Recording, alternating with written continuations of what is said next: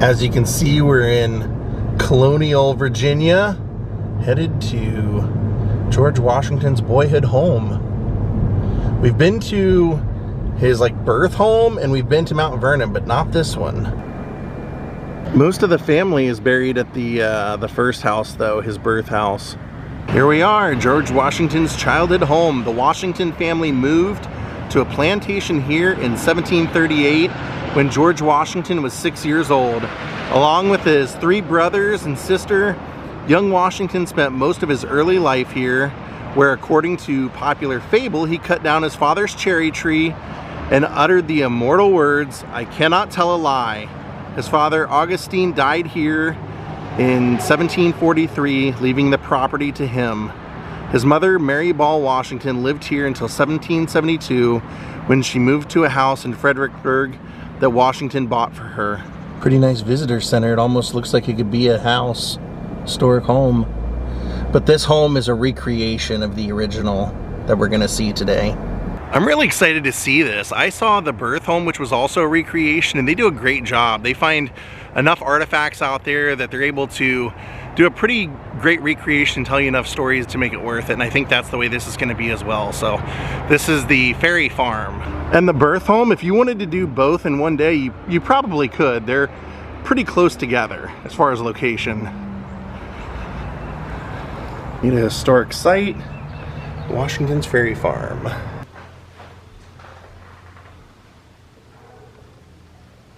Here they have some artifacts that they found on the Ferry Farm as they were excavating it.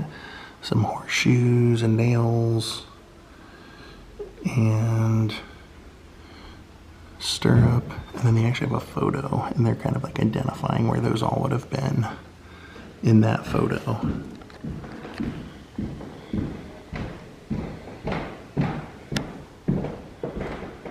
And that's a mullen mouth bit they put in the horse's mouth to help guide it and tell it where they want it to go. And these are leather ornaments. And over here they found a lid, one like this, that would have been used. It says it's white salt glaze. It's been used for a teapot or a punch pot, something like that, tea canister. And then these are called ointment pots, used to make and store home medicines. Here was a fruit dish they found on the property. Also made out of that white salt glaze stoneware. And then some dinner plates.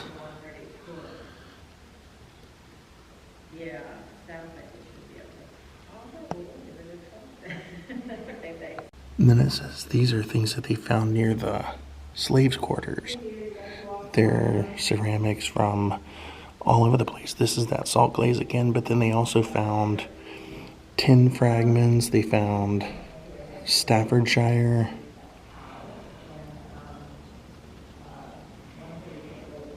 And then they found wig curlers. Wonder whose wig that was for. George's powdered wig. They said they found over 200 wig curlers on the site in 9 different sizes, which is unusually large for the number for this home site. That's crazy. Never expected that. Here in the slave quarter cellar, they found a thimble, an old thimble. And then what they believe was a piece of currency, that little metal triangle thing, and some decorative shells from a necklace or something. Wow, that's really. And you have a pipe stem, fragments, and then that is some sort of bead that they found on the property. Carnelian bead, it's called. And they found some oyster shells, and they said large quantities of bones found around the slave quarters. Animal bones like chicken, pig bones. And then over here says that these are also some fragments of bones in these little petri dishes. So unfortunately, I'm not going to be able to show you the inside of the house today because they just don't have any available tours for me to go on, and they don't allow filming inside anyway, so I would only be able to take photos. So I guess I'll just be showing you the outside of the property, and if you come here, you can see the inside on your own. Sorry. So we're going to start at the garden. What they told me was that this site is all a work in progress. It's only been here a couple of years. So they started with rebuilding the main house off of what they could find. And then they've built a couple other buildings, but they gave me a map kind of showing me that every year from here on out, they have a plan to build an additional building, and they do them based on which ones they have the most information about. So now we're gonna go tour, show you the recreation of the original house. I'd love to know where that cherry tree was. There's also a rumor that that whole story was fake, which is a bummer because I played George Washington in a elementary school play, and that was a big part of the play, was the chopping down of the cherry tree. So pretty much where you see open spaces, there were, whether it be slave quarters or other buildings on the property, and that's what they're gonna rebuild. So they do give you a little information explaining a little bit how they ended up here. It says that during their time, Washington's father was a farmer and tobacco was the primary export, except this property wasn't really good for that. So they ended up growing corn and wheat and things like that. And it was located near an iron furnace and mines in which he was part owner. So that was one of the reasons that he bought the property. August was part owner in the mine. And he saw great opportunity in the growing town of Fredericksburg, which is where this place is located. So he was eager to advance his family's status and read about the Ferry Farm, where it said it was a beautiful situation and very commodious for trade. So he bought the 580 acres and moved here with his second wife. The second wife was Mary. That was George's mother. August had been married before and had a son from that marriage also. So they're building buildings on this plot of land in the future, but the house is straight ahead up here to the left, and it's situated right on the river. Perfect for trade and beautiful view. So this white building is a shed that was built here in the 1870s, so it was not associated at all with the Washingtons. It was a Civil War era build. But the house is right here, and they actually have a field trip here today.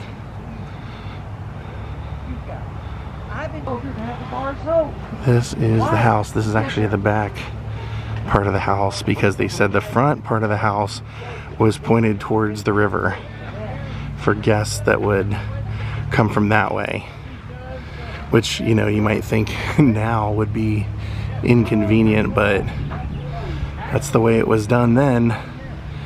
So, but they don't let you walk in through that way because they said it's on a slope. So this is where you go in to take the tour of the house, but they didn't have any available tours while I'm here, and they don't allow you to film inside.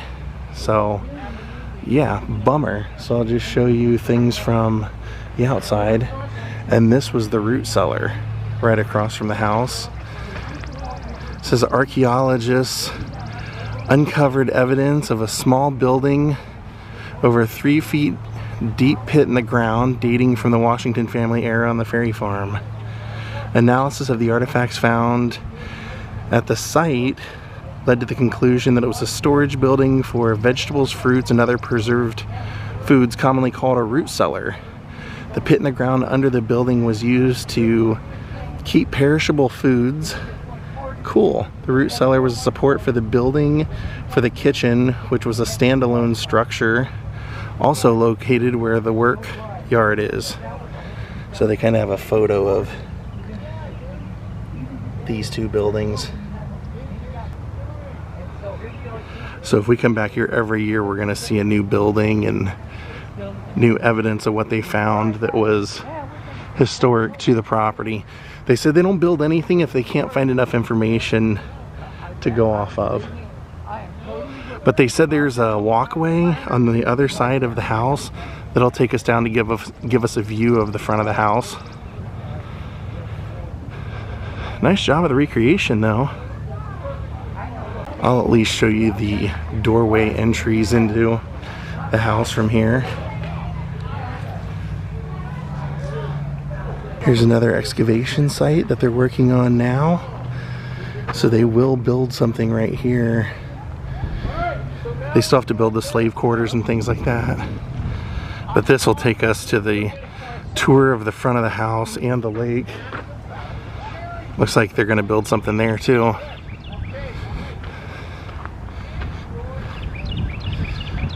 Well, this is one of the enslaved quarters actually.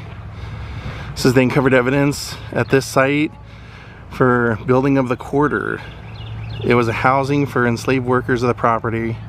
Excavation revealed a root cellar, quantities of nails, shards of ceramics and glassware, which is what we saw already, and varieties of small metals and bone artifacts. Yep. So they did recreate that.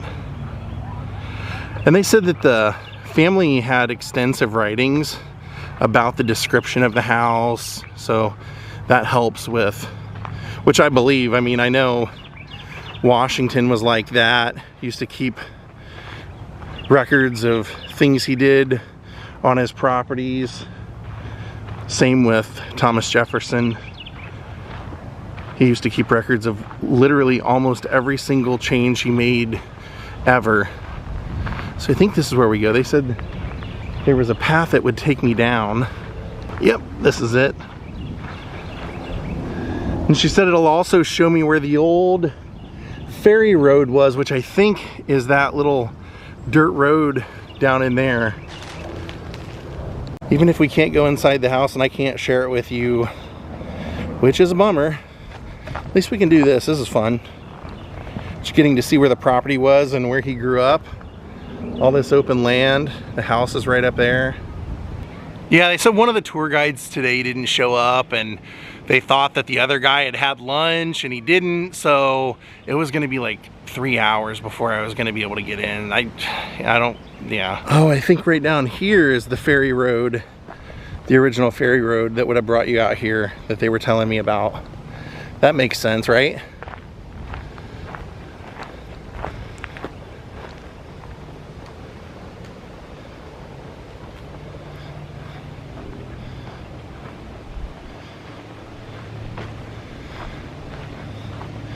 Nice leisurely day out at George Washington's boyhood home. Enjoying some nature. And they put some seats out here so that you can look up and view the house.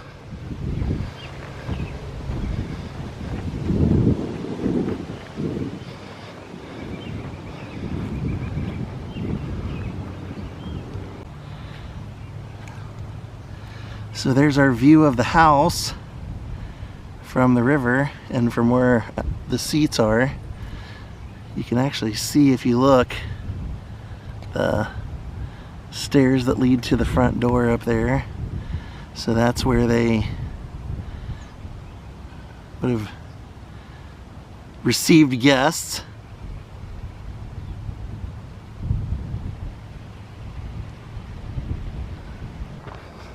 Let's go take a look at their view from the water, or from the land overlooking.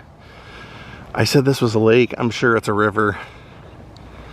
Yeah, their little map says it's the Rappahannock River.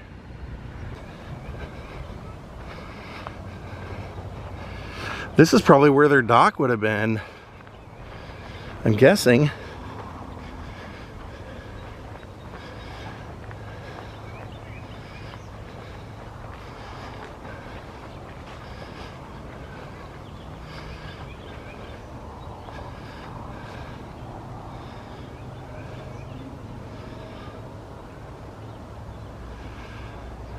A lot of land. and not even a fraction of what it used to be. What did he say he bought? 540 acres? Something like that? That's insane. The house is right behind that tree.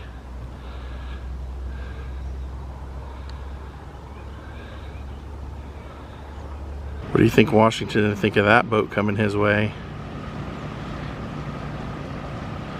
We're under siege. See if we can find any evidence of a cherry tree out here.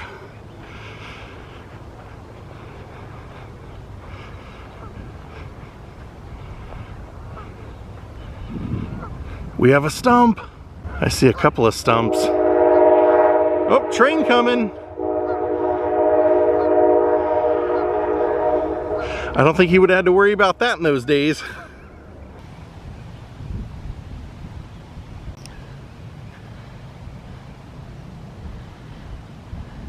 So if you're wondering, George Washington lived at this property from the age of 6 until his early 20s.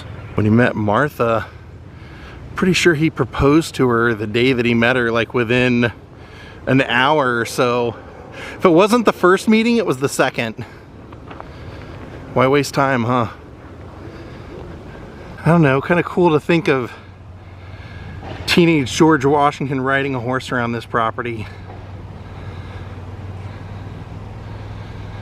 So George moved away from here because his older brother Lawrence, his father's first marriage son, had passed away and left him that property.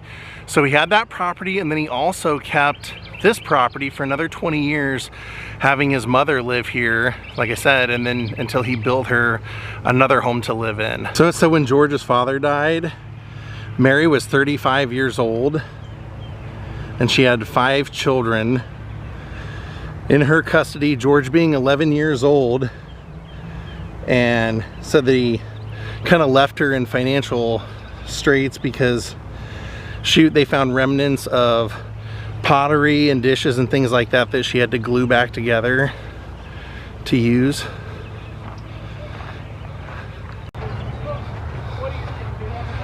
I will try and post some photos that I find online of what the inside looks like, since we wouldn't have been able to film in there anyway. Hopefully they change their stance on that in the future. It only helps for people wanting to come out here.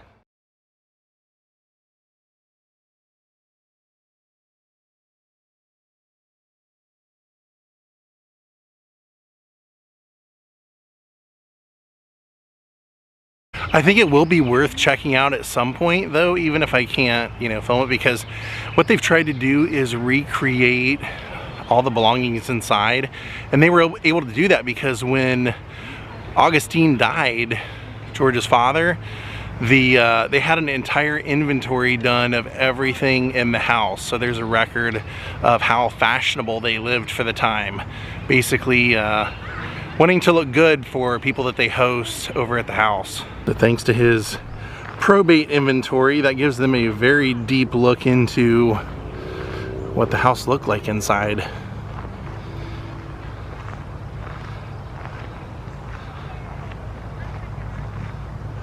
Since we're in the town, we might as well go see where Mary Washington moved to, the house that she moved to, that George got her. It's this big corner property. It's actually pretty deep back there too. I mean, I guess by today's standards. Home of Mary, the mother of Washington, is what it says. Mary Ball, Washington.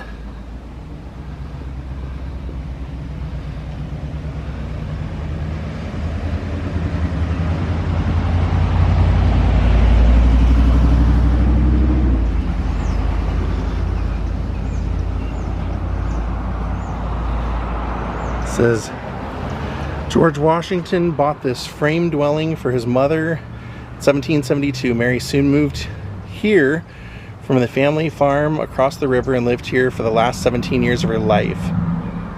The president-to-be came to this home in 1789 to receive his mother's blessing before his inauguration.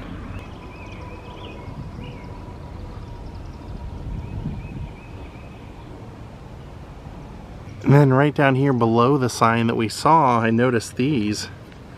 There's a plaque here that says Mary Washington House embedded into it, basically saying she lived here till her death, 1789. I have one that says Home of Mary, Mother of Washington right there as well.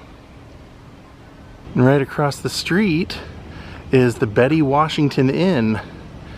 Now Betty has a historic house right in this general area as well. I think that's why George got her house, and hers was the Kenmore. This might be something we have to come back and tour in the future. I'll have to look into it, whether they allow filming and things like that.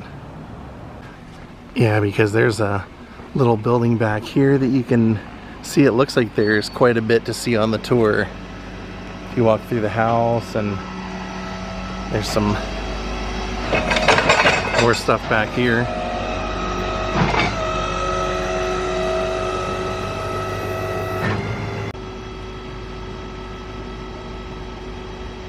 Well, my friends, we are gonna call it a day from the George Washington home place, childhood home recreation. Hope you guys enjoyed what we saw the grounds, saw what the house would have looked like, and maybe someday in the future, since we know they're adding buildings all the time, we'll come out here and maybe we'll be able to show you a little bit more. Thanks for watching, have a great night, and goodbye.